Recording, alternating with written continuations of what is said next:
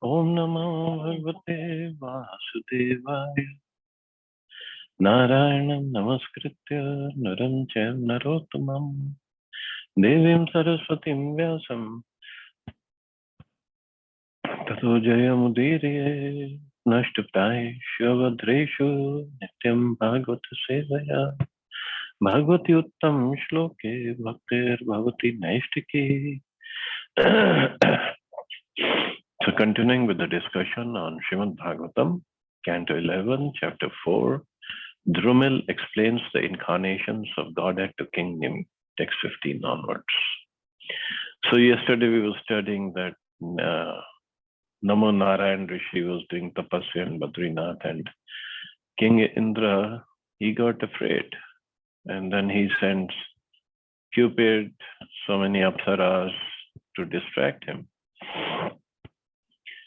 So they tried, but Narayan Rishi did not get distracted, and he did not get angry either. He just welcomed them in his ashram.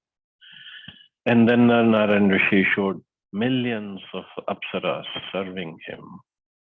And he said, choose any one of these women. So now text 15. Omitya desham adaya natvatam survandina urvashiyam apsarah shreshtam puruskritya divam yayu. Vibrating the sacred syllable Om, the servants of the demigods selected Urvashi, the best of the apsaras. Placing her in front of them, out of respect, they returned to the heavenly planets. So this is how Urvashi came into existence, I guess. Indraya namya sadasi shanvatam tridivokasam uchur narayana balam shakras tatras vismuta. The servants of the demigods reached the assembly of Indra, and thus, while all the residents of the three heavens listened, they explained to Indra the supreme power of Narayana. When Indra heard of Narayan Rishi and became aware of his offense, he was both frightened and astonished. So, further incarnations, Drumilji is explaining, Hansa Swarupi Avadad Achyut Atma Yogam Dattah Kumara Rishabha Bhagavana Pitana Vishnu Shivaya Jagatam Kalyavatiranas Tena Hrita Madhubhida Shrudayo Ayasi. The infallible Supreme Personality of Godhead, Vishnu, has descended into this world by his various partial incarnations, such as Lord Hansa, the swan, Dattatreya, the four Kumaras, and our father, the mighty Rishabdeva. By such incarnations, the Lord teaches the science of self-realization for the benefit of the whole universe.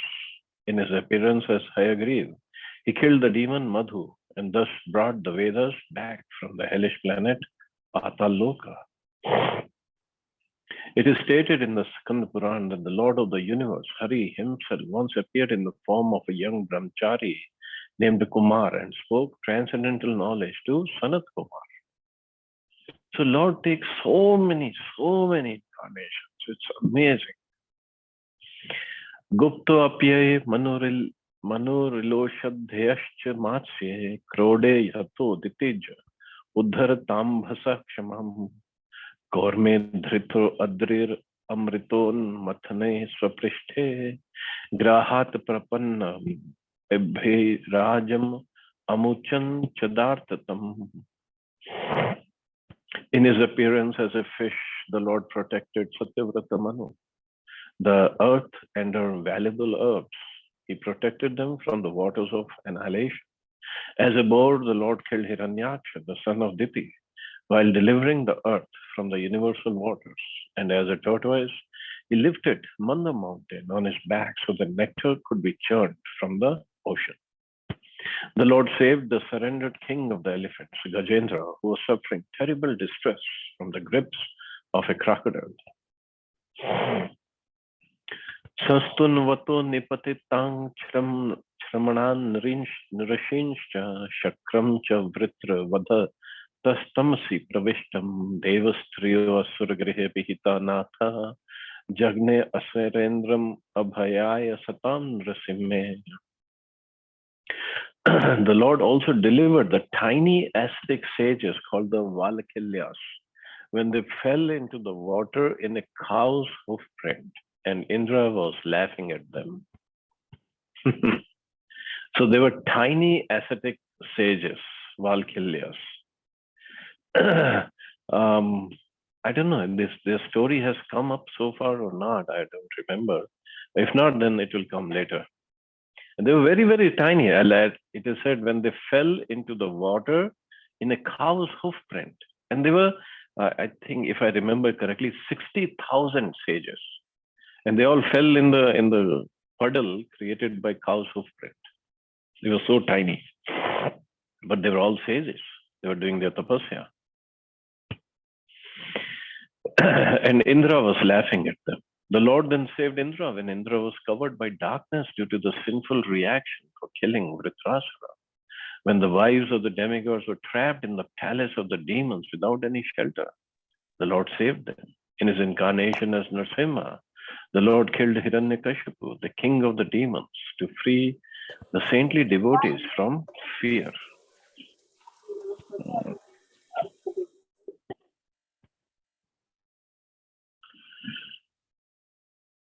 देवासुरे युधि च दैत्यपतिं सुरार्थे हत्वान्तरेषु भुवनान्यद्धात कलाभि भूत्वाथ वामन इमाम हरद्वले क्षमां यांचा छलेन समदादतिते सुतेभ्यः.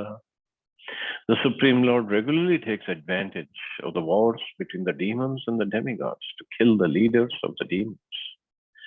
The Lord thus encourages the demigods by protecting the universe through his various incarnations during the reigns of each Manu. The Lord also appeared as Vaman and took the earth away from Bali Maharaj on the plea of begging 3 steps of land. The Lord then returned the entire world to the sons of Aditi. So this just happened. Vaman Dev appeared and Bali Maharaj, and it is said in South India, Bali Maharaj comes on the day of Onam. Nekshatriyam krit gam cha trisat kritva Ramastu hai kulapya bhargavagni Swabdhim babandh dashvaktra mahan salankam Sita patir jayati lokam alagna kiritihi. Lord Parshuram appeared in the family of Bhrigu as a fire that burned to ashes the dynasty of Hai. Thus Lord Parshuram rid the earth of all Kshatriyas 21 times.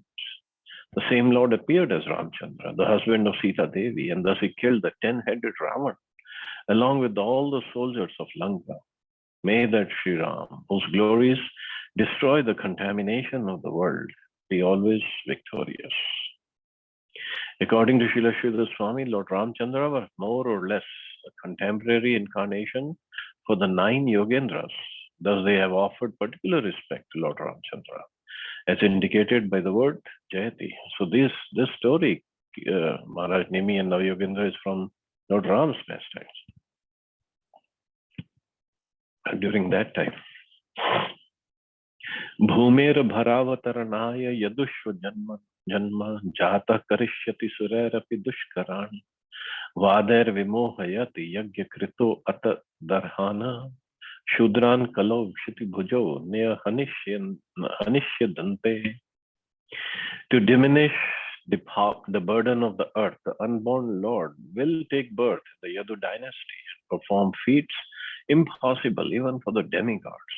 Propounding speculative philosophy, the Lord as Buddha will bewilder the unworthy performers of the Vedic sacrifices. And as Kalki, the Lord will kill all the low-class men, posing as rulers at the end of the age of Kali. It's understood in this verse, the description of the Lord's appearance in the Yadu dynasty refers to the appearance of both Krishna and Balaram, who together removed the demoniac rulers who were burdening the earth. Srila Jiva Goswami has pointed out that the description of the incarnations to deal with Shudran or low-class men refers to both Buddha and Kalki. Those who misuse Vedic sacrifices to engage in gross sense gratification, such as sinful killing of animals, are certainly in the category of Shudra. as are the so-called political leaders of Kali Yuga who perform many atrocities in the name of state management.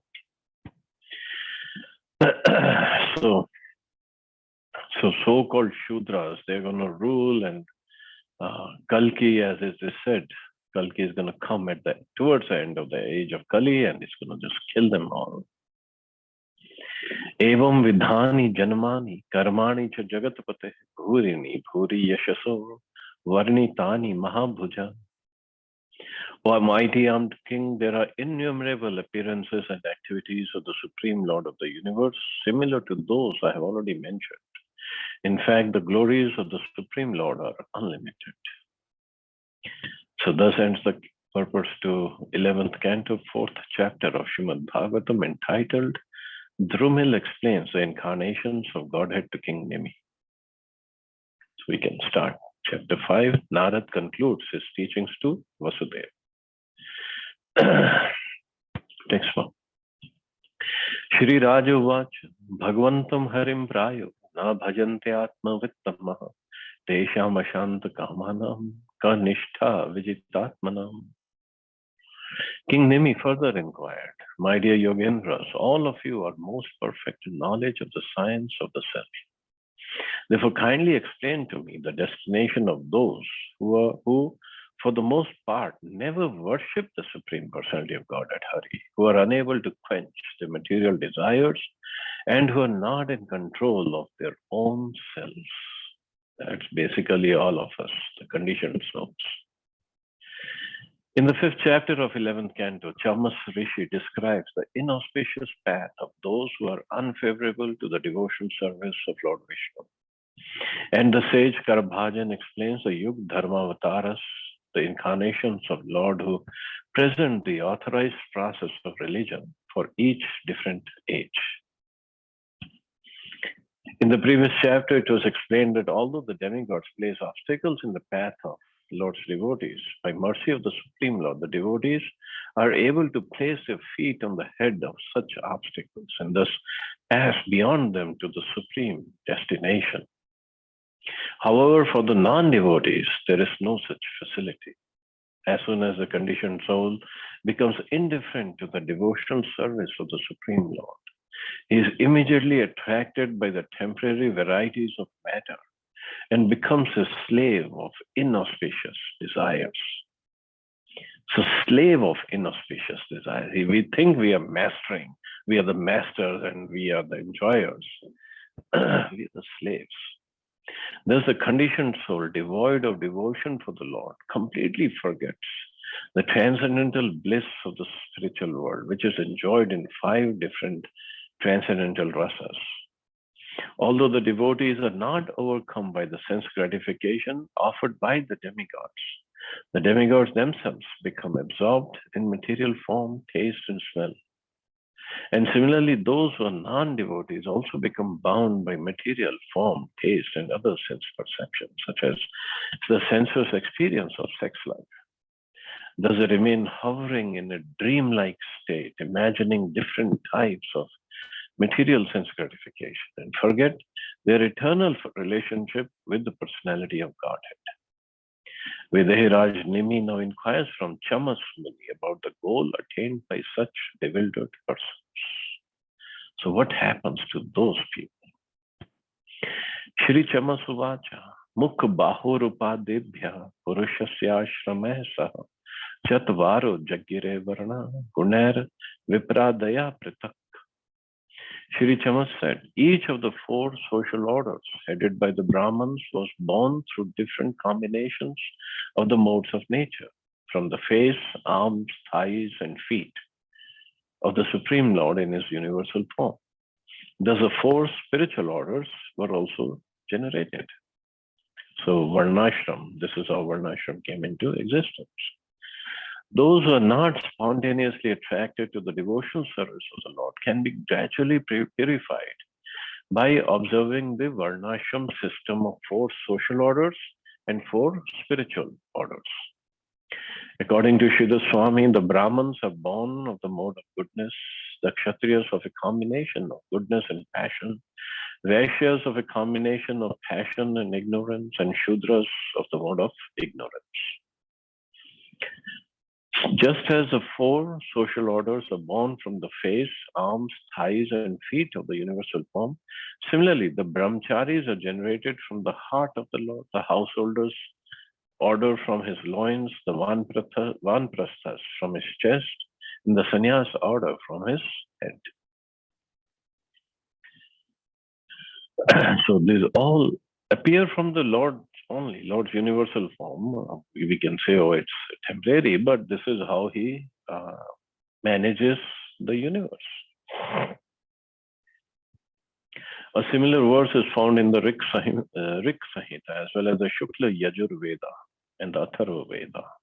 The Brahman appeared as his face, the king as his arms, the Vaishya as his thighs, and the Shudra was born from his feet.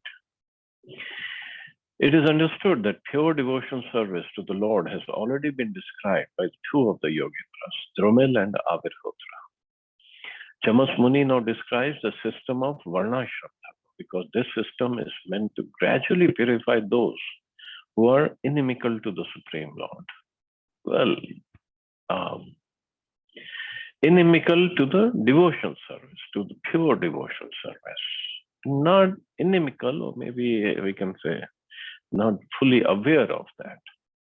Bringing them back to their constitutional position of love of Godhead. Similarly, the Virat Rupa, or the universal form of the Lord, is an imaginary form meant to help the gross materialists gradually understand the position of the personality of Godhead. Since the foolish materialist cannot understand anything beyond matter, he is encouraged to see the entire universe as a personal form of the Supreme Lord's body. The impersonal conception of the formlessness is a mere negation of temporary material variety without any concept of the Lord's spiritual potency. The impersonal view is another kind of material speculative conception. The Supreme Lord is full of spiritual potencies under the principal headings Ladini, Sandhini, and Samvit. It is understood from this verse the Varnashram system, a Varnashram Dharma system generated from the universal form of the Lord, is a program offered by the Lord to engage the conditioned souls in a complete social and religious system that gradually brings them back home, back to Godhead. So yes, this is the whole process. Varnashram system is not then what one keeps on living and taking birth again and again, either as a Brahman or a Kshatriya or Shudra or Vaishya, and just go through the cycle again and again. The point is, the essence is to let him grow spiritually within a system. But now Varnashram system is practically dead all over the world. Nobody follows that. So we are not even part of Varnashram system. We are lower than Varnashram. Ya esham purusham sakshat atma prabhavam ishwaram na bhajanti avjananti sthanat bhrishta patanti yatha. Any members of the four Varnas and four ashrams who fail to worship the personality of Godhead, the source of their own creation, or who intentionally disrespect him, and will fall down from their position into a hellish state of life. The words na bhajanti in this verse refer to those who out of ignorance do not worship the Supreme Lord, whereas the word avajananti refers to those who have been actually informed of the supreme position of the Lord, but still show him disrespect. It has been already described that the four spiritual and occupational orders of life are generated from the body of the Lord. In fact, the Supreme Lord is a source of everything, as described in Bhagavad Gita, Aham Sarvasya Prabhava. Those who foolishly do not inquire into the position of the Supreme Personality of Godhead, as well as those who disrespect the Lord, in spite of having heard of his transcendental position, will certainly fall down from the Varnashram Dharma system, as described by the words Sthanad Brishta. The words Patanti Adha indicate that one who falls from the Varnashram system will have no means of avoiding sinful activities, nor will such a person receive any credit for performing sacrifice. And thus he will gradually sink down into lower and lower species of life in hellish conditions. So this is the situation of general population right now. Srila Vishwanath Chakravarti Thakur has pointed out that the original cause of offending the Lord and falling down from one's position is one's not learning how to properly worship a bona fide spiritual master. One who is trained to offer respectful obeisances and worship to the bona fide spiritual master automatically offers proper worship to the Supreme Lord. Without the mercy of a bona fide spiritual master, even a so-called religious man will gradually become atheistic, offend the Lord by foolish speculation, and fall into a hellish condition of life. Srila Bhakti Siddhanta Saraswati Thakur has pointed out that the Purusha mentioned in this verse is Lord Garbhodaksha Vishnu, who is glorified in the Purusha Shukta prayers. If one is proud of his high social position and enviously thinks that the Lord is also a creation of nature and that there is no absolute entity who is the origin of all beings, then such a puffed up fool will certainly fall down from the Varnashram system and become just like an unregulated animal. So, strict injunctions. So many times then this point comes up that in India, at least in India, Varnashram system was in place till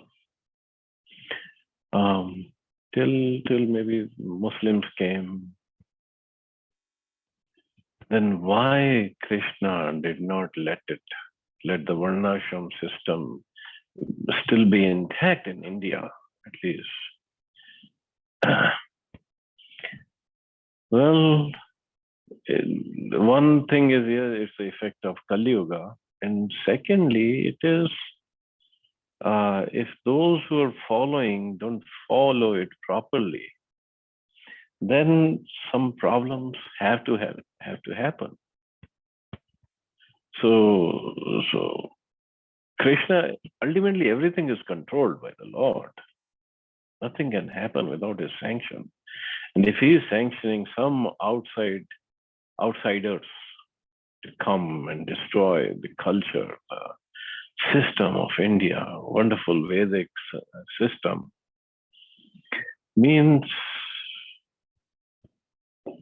that we had lost the respect for, we means those who were living at that time, the Sanatana system, Vedic system, they had lost the respect or the appreciation of that system.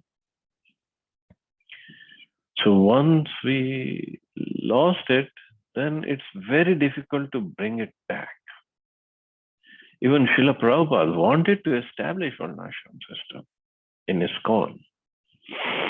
And towards the end, he said, my 50% of my work is not done yet. And that is to establish Varnashram system. And we haven't been able to establish in ISKCON.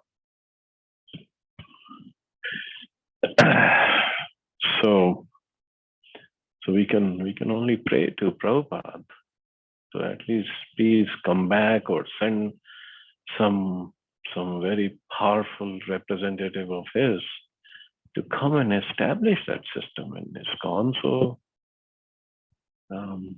we can all get benefited properly the way he wants us to.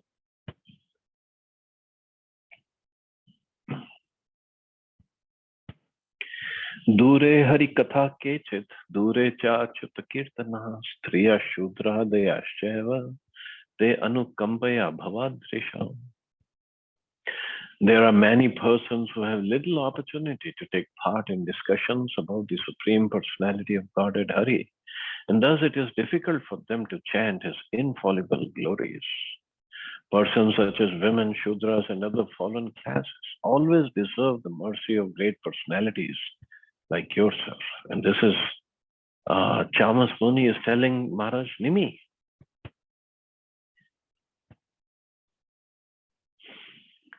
In the previous verse, it was explained that some persons are ignorant of the glories of the personality of Godhead, na bhajanti, whereas others, although aware of the Lord, ridicule him or state that the Lord is also material, avajananti.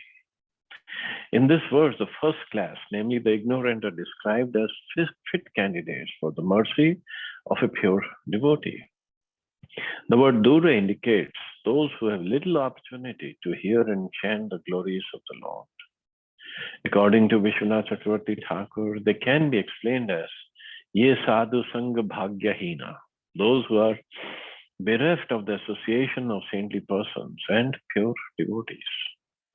Generally, those who are advanced in the spiritual science of Krishna consciousness avoid contact with women and low-class men. In general, people are lusty, and Shudras and other low-class men are habitually addicted to materialistic habits such as smoking, drinking, and women hunting. So Shudras and other lower class, lower than Shudras, Chandal, Malech, Yavan, all those, this is what they do, and this is what we see in the whole world these days. Therefore, Chaitanya Mahaprabhu warned the sadhus, or saintly persons, to avoid intimate connection with women and low-class men. The practical result of such a restriction is that women and lower-class men are often bereft of the opportunity to hear the glories of the Lord chanted by saintly persons. Thus, Sri Chamas Muni instructs the king that he should especially give his mercy to such fallen persons. And this is what somebody asked Chaitanya Mahaprabhu, what is the symptoms of a Vaishnava? Mahaprabhu said, one who is a Sri Sangi or a Vaishnava. That means he avoids the company or association of Sri Sangi and a Vaishnava. Sri Sandhi ek, asadhu ar. So one who is Sri Sangi and second asad. That is a Vaishnava. Means he just completely avoids their association. So Sri Sangi, of course, here it is explained that those who are attached to women and in general, then low-class men, they don't have any affinity for hearing glories of the Lord chanted by saintly persons. Saintly persons should avoid their association.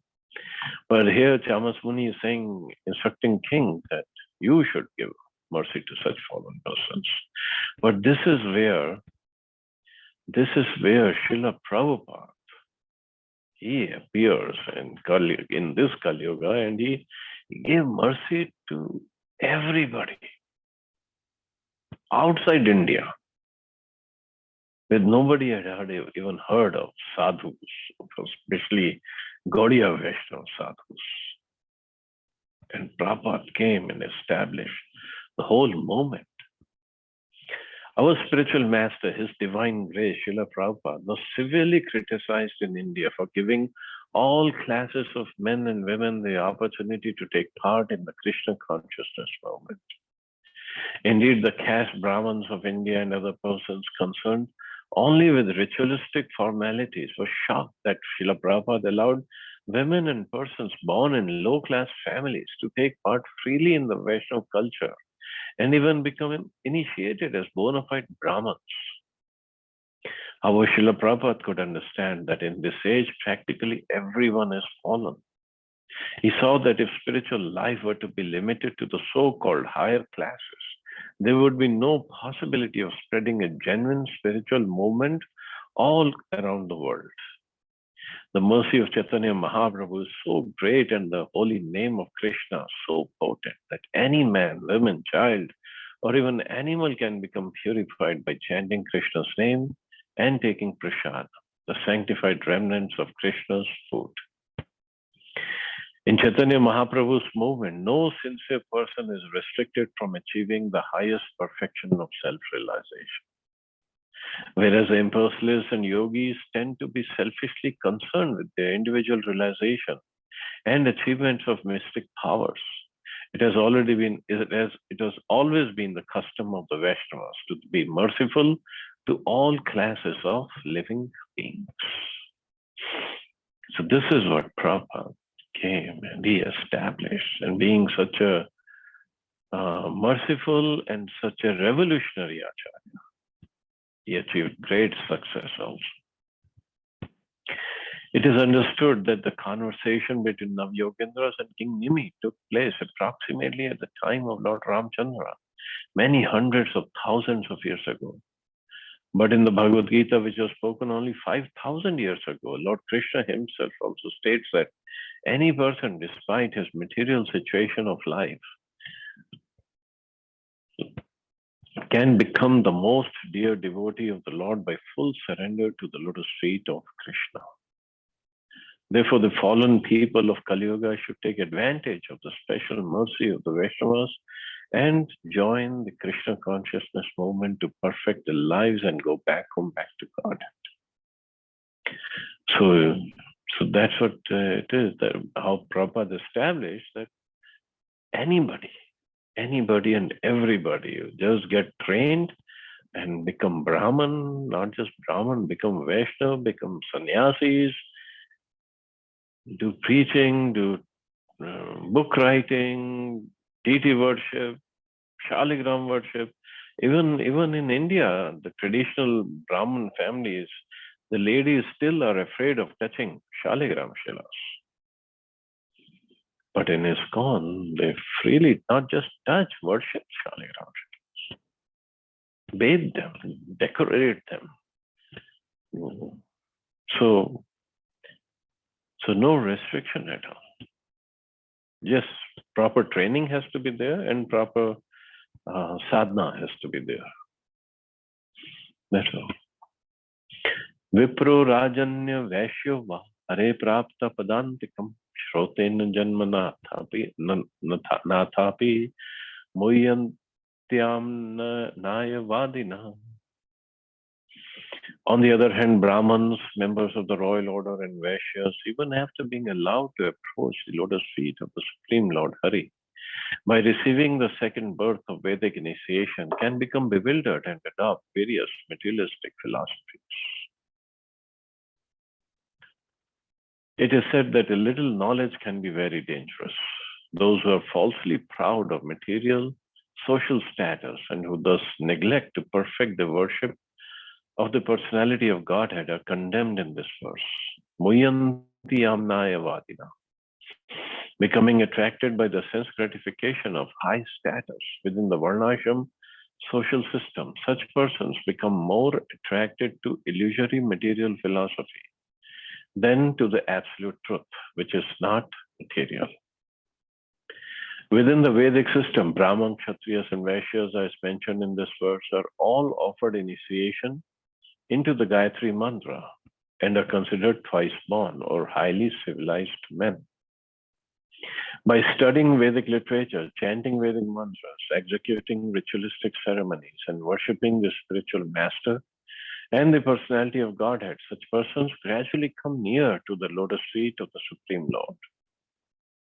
If one in such an exalted position becomes proud of his status or fascinated by the heavenly material enjoyment that is undoubtedly available to the followers of the Varnashram system, then one so bewildered returns to the illusory material platform of birth and death. Even the highly posted demigods become victims of Maya's enticement, as described in the first verse of Srimad Bhagavatam. Muyanti yatta sureya. So idea is not to just become proud of the status and lose all the qualities. And then, of course, one becomes proud, then he commits offenses also. So this is how Maya bewilders. the persons of higher status, Brahmins, Vaishyas, and Kshatriyas. So study of Vedic literature means they should lead to worship of the Lord, and one should become humble. Srila Prabhupada's purport to these verses of Bhagavad Gita gives a clear picture of the offensive class of men described herein. People in general are not very intelligent, and due to their ignorance, they're most attached to the fruitive activities recommended in the Karma Kanda portions of the Vedas. They do not want anything more than sense gratificatory proposals for enjoying life in heaven, where wine and women are available and material opulence is very common. In the Vedas, many sacrifices are recommended for elevation to the heavenly planets, especially the Jyotishtoma sacrifices. In fact, it is stated that anyone desiring elevation to heavenly planets must perform these sacrifices. And men with a poor fund of knowledge think that this is the whole purpose of Vedic wisdom, but actually it is not. So, long purport, I'll just go towards the end. Bhaktisiddhanta Saraswati Thakur has pointed out that they are actually laghu or flimsy rather than guru or heavy with Vedic knowledge. Those who don't understand the real purpose of Vedas. It is one's ultimate duty to oneself and to the personality of Godhead to give up all materialistic activities characterized by karma and jnana and surrender fully at the lotus feet of the Lord. Only the most unfortunate person will consider that there is a higher pleasure than ecstatic surrender at the lotus feet of Gokulananda, the personality of Godhead. There is nothing higher than that. But that's what it says. Only the most unfortunate person will think that there is a higher pleasure anywhere else. Karmanya kovida stabdha murkha pandita manina vadanti chatu kanamudaha yaya madhvya girotsukaha. Ignorant of the art of work, such arrogantly proud fools, enchanted and enlivened by the sweet words of the Vedas, pose as learned authorities and offer flattering entreaties to the demigods.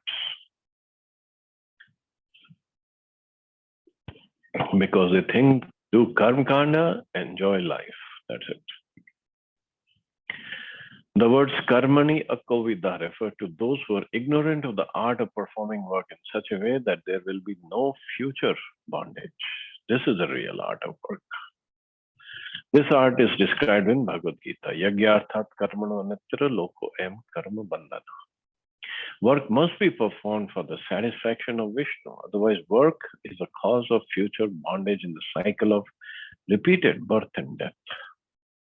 The word stabdha, puffed up by false pride, indicates that although ignorant persons do not know the art of work properly, they do not inquire also from learned devotees, nor do they accept the advice of the Lord's own men.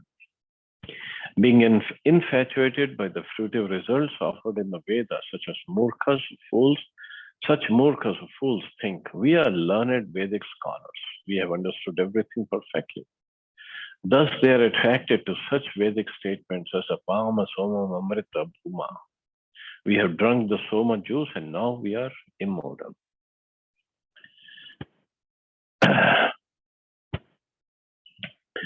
Such foolish persons are unaware that even Lord Brahma, the creator of the universe, will die at the end of universal time.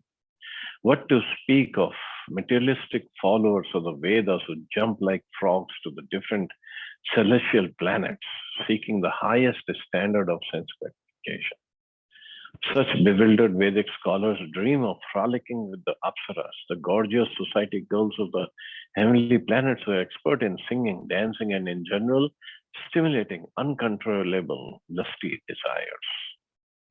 Thus, those who are carried away by the heavenly phantasmagoria offered in the Karma Kanda section of the Vedas gradually develop an atheistic mentality. Actually, the entire universe is meant to be offered to Lord Vishnu as sacrifice. The conditioned soul can thereby gradually elevate himself to the eternal kingdom beyond the hallucination of material sense gratification.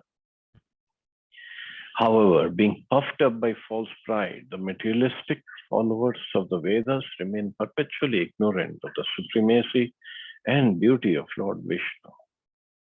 So till some devotee, some acharya comes and he just slaps them, slaps not physically, but slaps by his instructions, left and right, and wake them also. Jiva jago, gora chanda bole. So calls them fools and rascals. Why you're wasting your time, wasting your life? So this is how Prabhupada woke everybody up, whoever he came in contact with, and he's still waking people up through his books. Rajasa ghor sankalpa kamuka ahimanyava dambika manina papa vihasante achyut apriyan. Due to the influence of mode of passion, the materialistic followers of the Vedas become subject to violent desires and are excessively lusty. Their anger is like that of a snake. Deceitful, overly proud, and sinful in their behavior, they mock the devotees who are dear to Lord Achyuta. Ghora Sankalpa refers to ghastly desire, such as thinking, he is my enemy, let him die. Due to the mode of passion, waves of lust overcome the conditioned soul, who then becomes furious like a snake. Such a person filled with pride and arrogance cannot appreciate the humble efforts of the Lord's devotees to distribute Krishna consciousness. He thinks these beggars worship Lord Vishnu to fill their bellies, but they will never be happy. Such a materialistic rascal cannot appreciate the transcendental status of the devotees of the Lord, who are personally protected and encouraged by the personality of Godhead. So this devotees have to hear from so many people outside that they say, oh, you guys are young and healthy and energetic. Why you're sitting in the temple and living like beggars just to fill your bellies? Why don't you go out, get a job?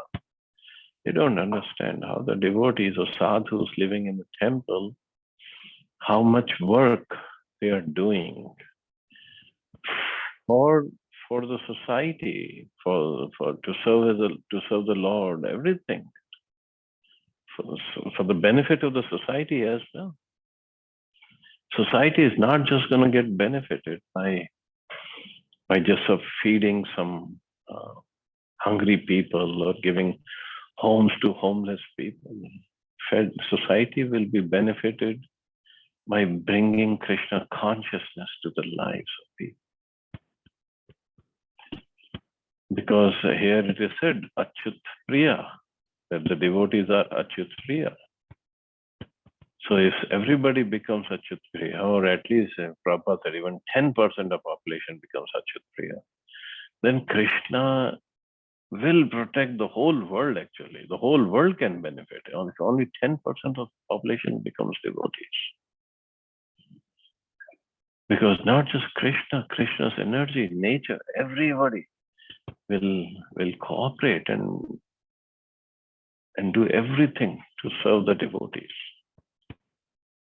So when devotees are taken care of, obviously it's for the whole society to enjoy the facilities. But this math is hard to understand. People cannot understand. They think whatever we do, that will make the society happy.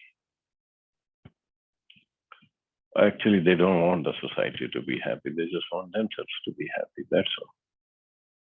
But a devotee is working for the benefit of the whole society, of the whole world, or the whole universe, actually.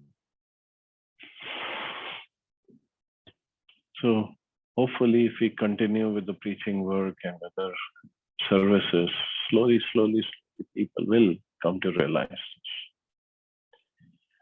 Okay, I guess we can stop here. See anybody has any questions or comments?